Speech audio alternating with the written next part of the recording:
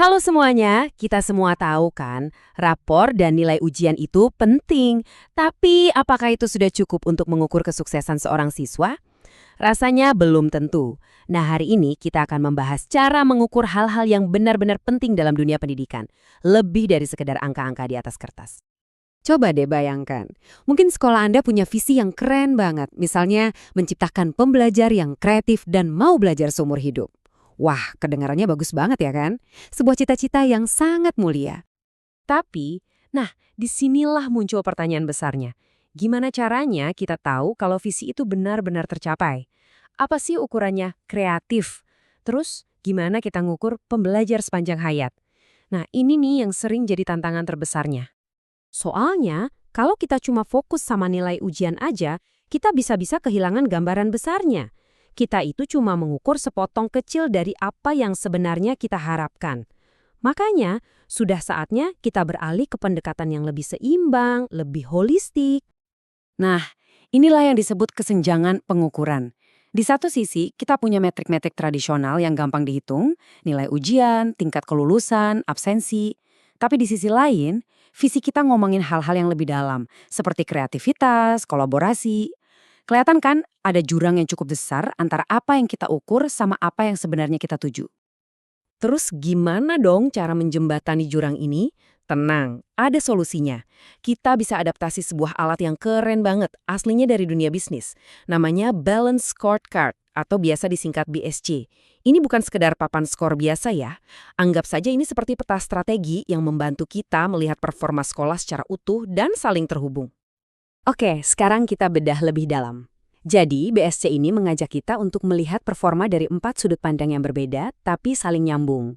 Ada keuangan, pelanggan kalau di sekolah ya siswa dan orang tua, lalu proses internal, dan terakhir pembelajaran dan pertumbuhan. Kuncinya di sini adalah keempatnya ini saling mempengaruhi satu sama lain. Yuk kita lihat satu persatu. Oke, yang pertama, kita mulai dari perspektif keuangan. Jangan langsung mikir untung rugi seperti perusahaan ya. Ini lebih ke soal akuntabilitas. Gimana caranya kita kelola sumber daya yang ada secara bijak untuk mewujudkan misi pendidikan. Jadi, penemunya BSC, Kaplan dan Norton, mereka itu mengajukan pertanyaan simpel.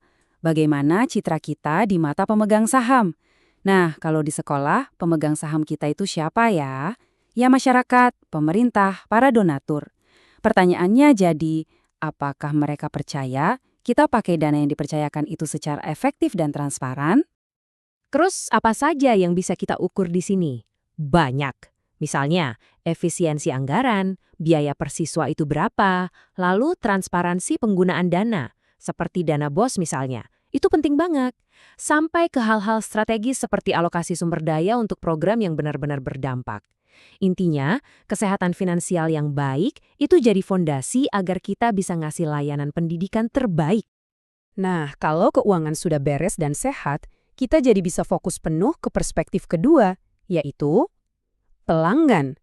Siapa lagi kalau bukan siswa dan orang tua mereka? Mereka ini kan jantungnya ekosistem sekolah. Di sini, pertanyaan kuncinya simple. Gimana sih siswa dan orang tua melihat sekolah kita? Apakah mereka merasa kebutuhan mereka terpenuhi? Apakah mereka merasa menjadi bagian dari komunitas sekolah yang positif dan suportif? Ini penting banget. Cara mengukurnya gimana? Macam-macam. Kita bisa sebar survei kepuasan siswa, kita bisa lihat seberapa aktif orang tua terlibat di kegiatan sekolah, atau kita bisa pantau tingkat pendaftaran siswa baru. Bahkan, masukan dari para alumni itu bisa jadi cermin yang paling jujur loh tentang dampak jangka panjang dari pendidikan yang kita belikan. Oke, kepuasan siswa dan orang tua itu kan nggak turun dari langit ya. Itu semua hasil dari apa yang kita lakukan di dalam sekolah. Nah, disinilah kita masuk ke perspektif ketiga, proses internal. Gampangnya, mesin di dalam sekolah kita ini sudah jalan dengan oke belum sih? Pertanyaan utamanya adalah, proses apa yang harus kita kuasai banget?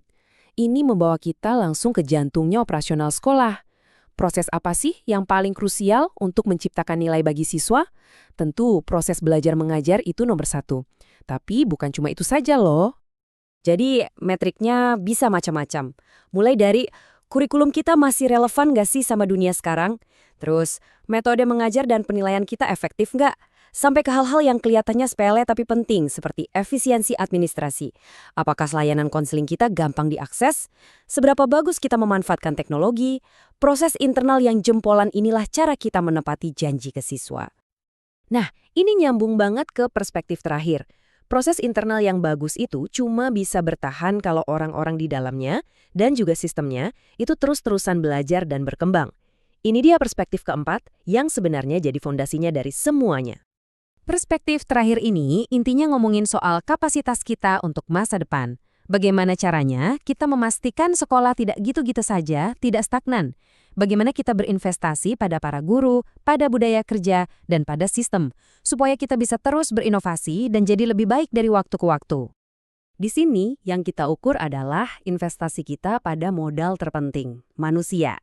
Seberapa sering sih guru-guru kita ikut pelatihan? Bagaimana tingkat kepuasan staf? Betah nggak mereka kerja di sini? Dan yang paling penting, kita berhasil nggak menumbuhkan skill abad ke-21 atau yang sering kita sebut 4C. Berpikir kritis, kreativitas, kolaborasi, dan komunikasi pada siswa-siswa kita. Ini semua soal membangun fondasi untuk sukses jangka panjang. Jadi, gimana cara kerjanya semua ini? Sebenarnya alurnya simple dan jelas. Pertama, perjelas dulu visi dan misi sekolah. Kedua, terjemahkan visi itu jadi tujuan-tujuan konkret di 4 perspektif tadi. Ketiga, tentukan indikator kinerja utama atau KPI-nya, ini metrik yang spesifik dan bisa diukur. Terakhir, dan ini yang paling penting, ya dipantau terus kemajuannya, dievaluasi, dan kalau perlu, strateginya diadaptasi.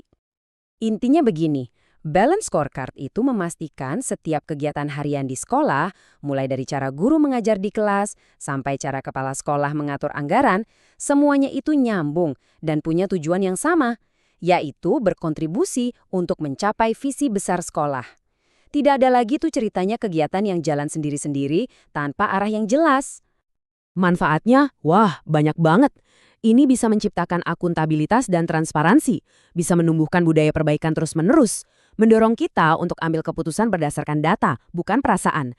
Dan yang paling keren, ini bisa menyatukan seluruh komunitas sekolah, guru, staf, siswa, orang tua untuk bergerak ke arah yang sama. Jembatan yang kita bahas di awal tadi benar-benar terbangun. Sebagai penutup, saya mau mengajak kita semua merenung.